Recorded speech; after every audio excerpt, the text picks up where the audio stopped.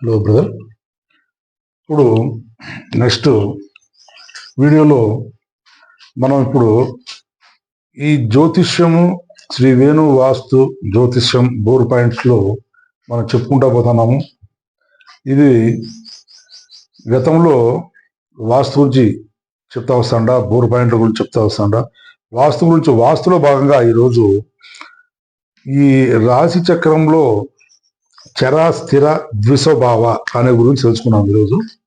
ఇక్కడ చూడండి, నేను చేసే ప్రతి ఒక్క వీడియోను కూడా మీరు బాగా చూసి దాన్ని ఆలకించి మంచిని గ్రహించి 10 మందికి తెలియజేస్తారని నేను కోరుకుంటున్నాను. ఇక్కడ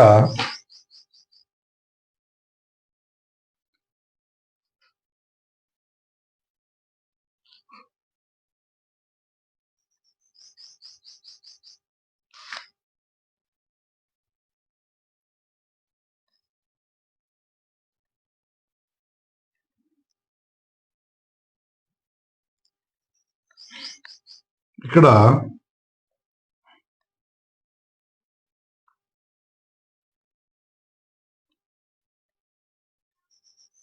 ఇది రాశి చక్రం.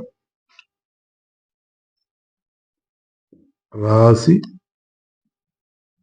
చక్రం. ఈ రాశి చక్రంలో ఇది మేషము,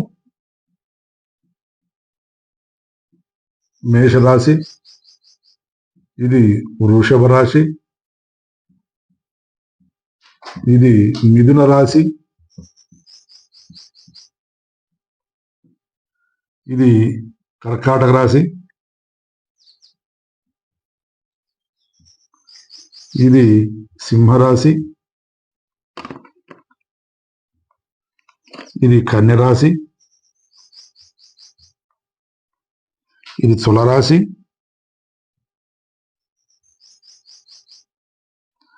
ఇది వృశ్చిక రాశి,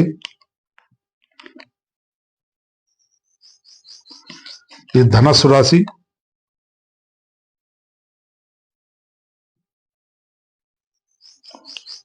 ఇది మకర రాశి, ఇది కుంభరాశి, ఇది వచ్చి మీనరాశి.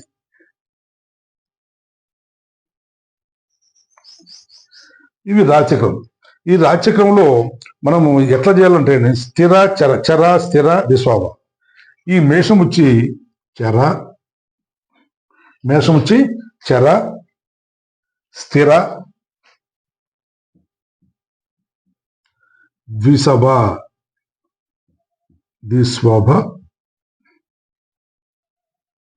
ఇది వచ్చి చర, స్థిర, ద్విస్వభ,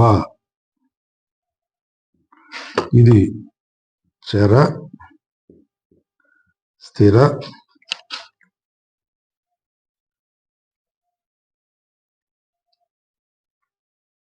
ద్విస్వభ, ఇది చర,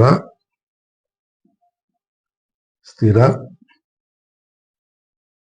ద్విస్వభ. ఇది చర స్థిర ద్విస్వభ, చర స్థిర ద్విస్వభ, చర స్థిర ద్విస్వభ, చర స్థిర ద్విస్వభ అన్నమాట. చర ద్విస్వభ అంటే ఏమి? ఇక్కడ మొదలు ఈ మూలన్నీ దిశ వస్తాయి. చరరాశులన్నీ ఇప్పుడు ఇది ఇది చెర, ఇది చెర, ఇది చెర, ఇక్కడ చెర వస్తుంది. 4 అనుకో, ఇక్కడ స్థిర స్థిర స్థిర స్థిర, 4 చర్రాసు, 4 స్థిర రాశులు, 4 దిశోభ రాశులు. దీంట్లో మనం ఏం చేస్తామంటే ఇవి ఈ లగ్నాలకు వచ్చి మారక లగ్నాలు 11వ భావం. చర లగ్నాలకు మారకం అంటే ఏమి? అదే మనకు ఆ లగ్నం అనేది కొంచెం ఇబ్బంది పెడతాది లెక్క. మారకం 11. దీనికి చర లగ్నాలకు 1 2 3 4 5 6 7 8 9 10 11. ఇది వచ్చి మారకం, దానికి చరకు. ఈ చరరాశికి చర మేఘముడు ఇక్కడ నుంచి 11 నుంచితే ఆ 11ది మనకు అది మారక స్థానము, అది మారక స్థానము అంటాం. అదేవిధంగా స్థిర లగ్నాలకు ఇది స్థిర అనుకుంటే ఈ స్థిర లగ్నాలకు 9వ లగ్నము, 1 2 3 4 5 6 7 8 9 ఇది ఇది ఏమంటాం అంటే మారక స్థానము అంటాం. అట్లే ద్విశోభ స్థానాలకు వచ్చి 7 ఇక్కడ ద్విశోభం ఇక్కడ అనుకుంటే 1 2 3 4 5 6 7 ఇది మారకం ఎదురు అన్నమాట. ఇట్లా ఈ విధంగా వస్తాయన్నమాట. దీంట్లో ఏఐ మనం గుట్టరాయంటే చెర చెర ఇక్కడ చెర ఇది చెర ఇదేంది మూల త్రికోణము అంటాం. దీన్ని ఏమంటాము మూల త్రికోణము.